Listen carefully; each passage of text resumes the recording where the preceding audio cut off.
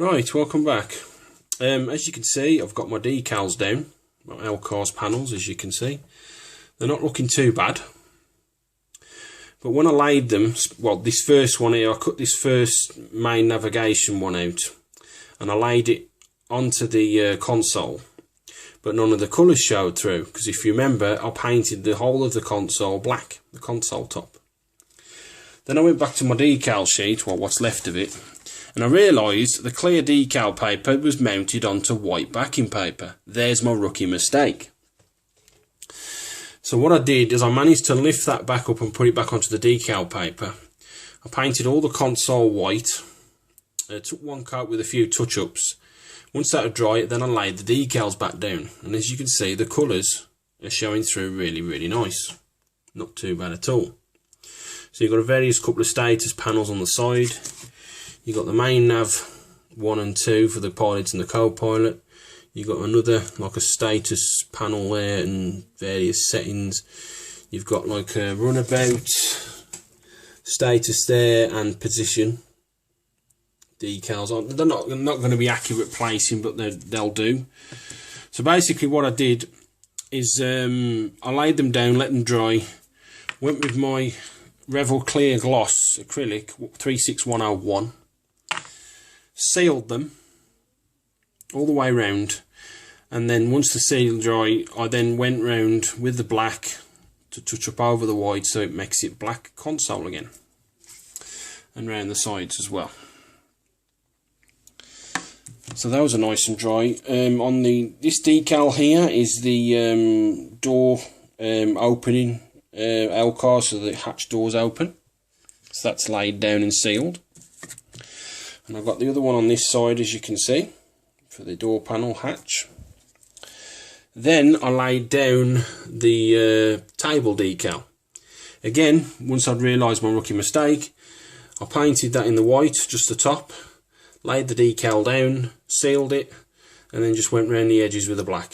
And the table decal looks really nice as well. You can also see that I've took up the bits of tape where I'd masked off, so my seats will be ready to be glued into there. But that's my decals all done. Well, the first part anyway. Stay with me. Right, work continues on the Runabout. As you can see, I've been doing some light blocking.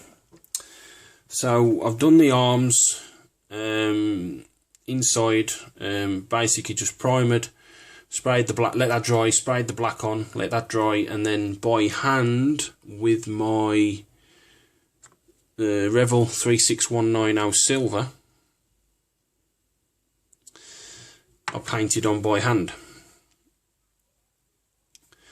As you can see, I've done the insides of the warp nacelles as well, and the insides of the outer arms that go on top of that arm there.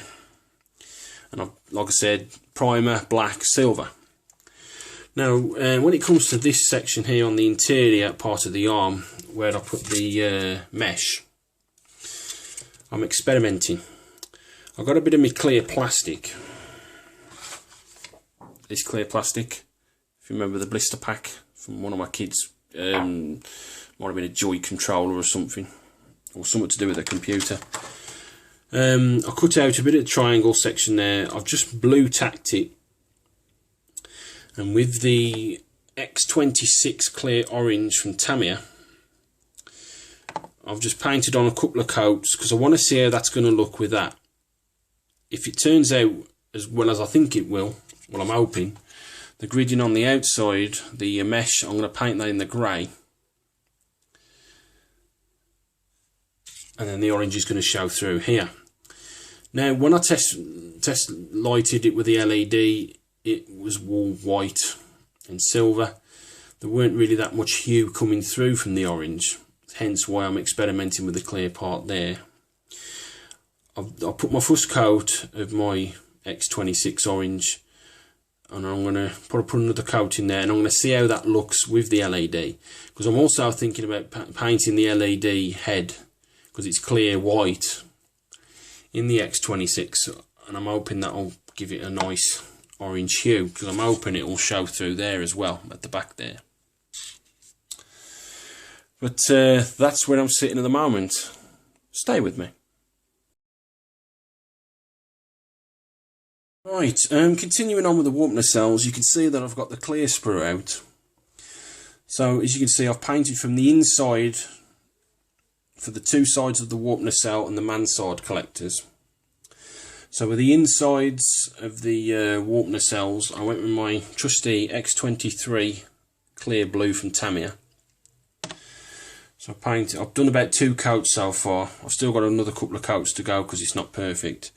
Then for the mansard collectors, I went with the Tamiya clear red X27. Again, I've done a couple of coats. I still need to do a couple more, because if I put it against the light, whoops, you can see it's not perfect. Same as the mansard collectors. So hopefully once I put another couple more coats on, that'll be pretty even. Sticking with the clear parts, you can see that I've glued the clear parts into the interior of the upper hull. Firstly, what I did is I painted this in the grey, the 36157 grey. Painted that, as you can see.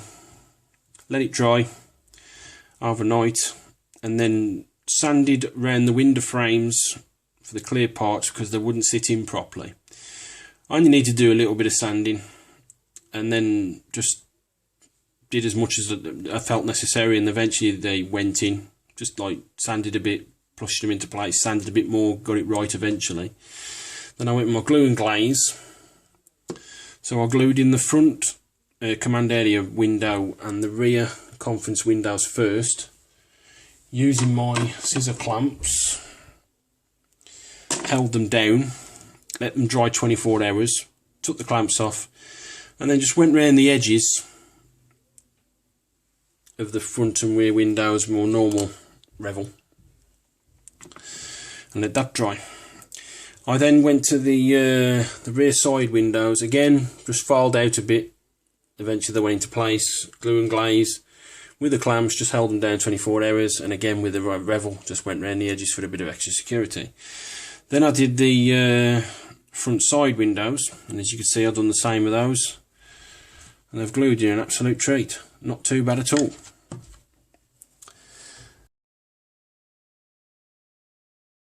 Right, welcome back. I've gone back to the underneath of the hull, because this is pretty much what the paint guide tells you to paint. And in my opinion, it looks a little bland. You know, you've got all these panel lines and all these panel shapes. There's so much detail in there that can be done. So I was looking at some of the model builds on YouTube, and I've come across this guy called Donuts in Space. And basically, I don't know where he's got his reference material from, but he's jazzed up this underneath a hell of a lot more. So I've gone onto the paint guide and added, you know, I've put a few scribbles here and there for the panels that are going to be painted. And his is a hell of a lot more jazzed up, especially on the tan area here. He's actually gone in, painted this tan, and then he's picked out all this wiring and all these bits and bobs, and he's actually painted them different colours as well. So with all these little shapes, and I'm going to be painting this, so next time you see it, it's going to be a bit more jazzed up. Stay with me. Right, welcome back. As you can see, I've now finished jazzing up the bottom. I used some brown. I used a dark brown, which was 251. I used a couple of olives. I got my NATO olive, used that. Got my light olive, I've used that. Did a bit of gunmetal, a little bit here and there. And I used my 374 light grey. And last but not least, a little bit of the blue as well. So I started on the ochre section here. So I just did the gunmetal, bit of the olive, dark olive, bit of the blue, and as you can see, them are jazzed up really nice, not looking too bad. And then I just went around the ochre and just topped them up and made them neater. You can see the 251 brown there, the olive, light olive, NATO olive, bit of the gunmetal. The white arrow I've tied up around the edges with the hull grey 129. It looks a bit better. Then you've got the again with the brown, the 251 brown. Oh, whoopsie! I've got a bit of pink there because I was painting the figures, and I'm obviously got a bit of pink there, so I've got to scrape that off. I went with this section here, which looks like a bit like a Union Jack shape.